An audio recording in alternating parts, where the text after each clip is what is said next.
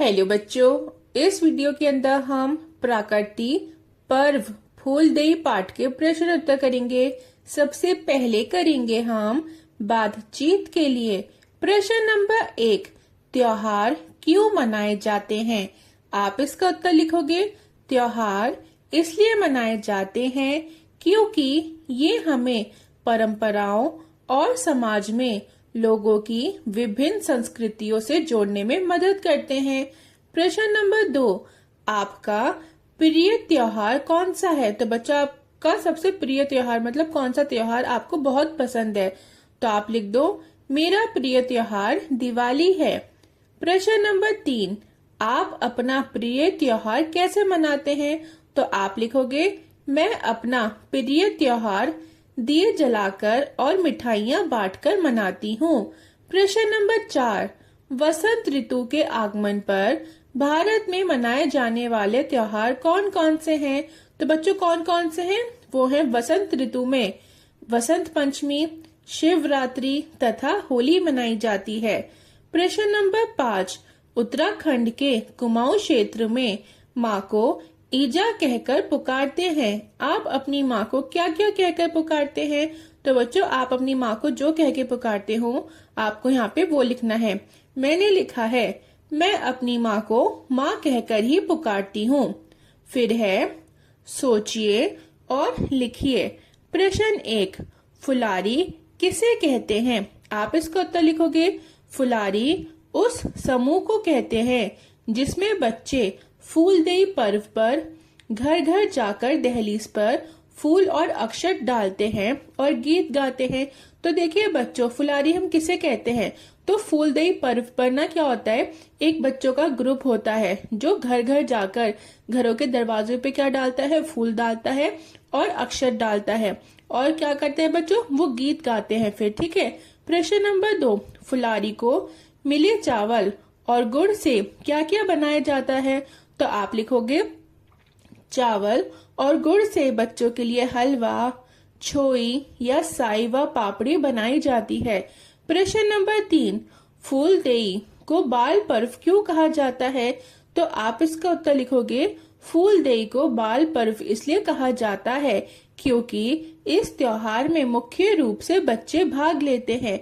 तो बच्चों, फूलदेई को बाल पर्व इसलिए बोला जाता है क्योंकि इस त्योहार में बच्चे जो होते हैं वो ज्यादा मेन होते हैं।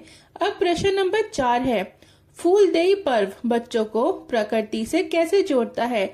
आप इसका उत्तर लिखोगे, फूलदेई पर्व बच्चों को फूलों द्वारा प्रकृति से जोड़ने का प्रयास करता है और प्रकृति के महत्व को समझाता है। तो बच्चों देखिए, इस त्योहार में क्या होता है कि बच्चे जो हैं वो फूलों को डालते हैं लोगों की दहलीज पे। ठीक है। तो फूल क्या कर रहे हैं? तो फूल जो हैं वो बच्चों को प्रकृति से जोड़ने का प्रयास कर रहे हैं। अब है भाषा की बात।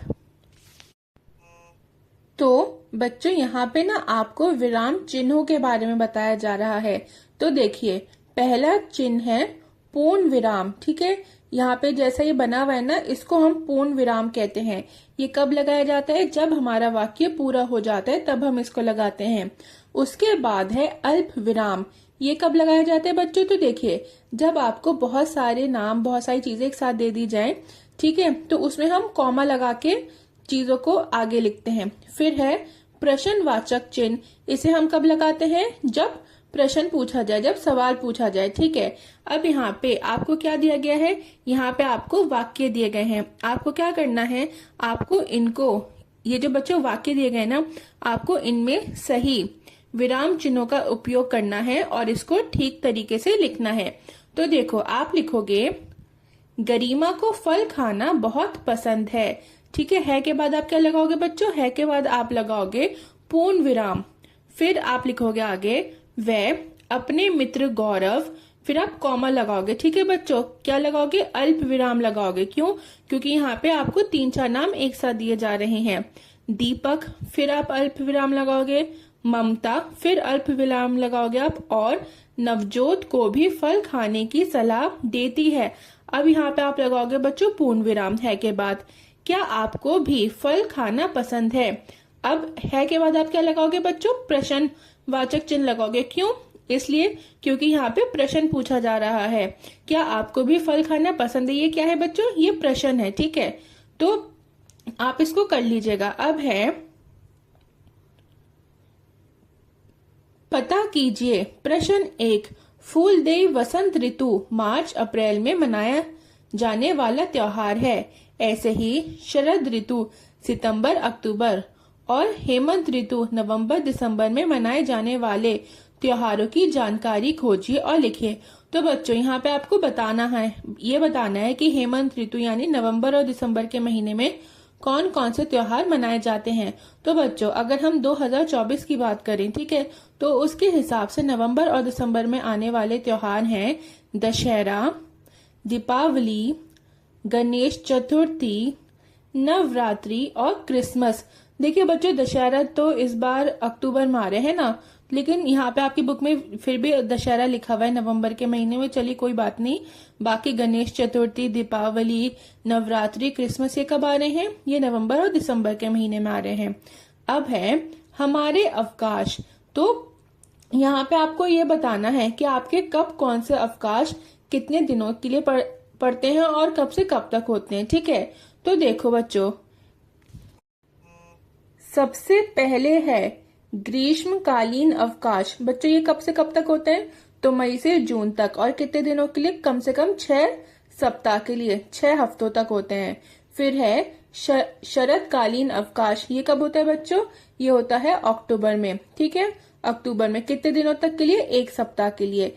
फिर है शीतकालीन अवकाश। ये दिसंबर से जनवरी तक होता है, और कितने दिनों तक के होते हैं बच्चों? 2 सप्ताह, ठीक है। देखिए ग्रीष्मकालीन अवकाश मतलब जो हमारी समर हॉलीडेज होती हैं, समर वेकेशंस।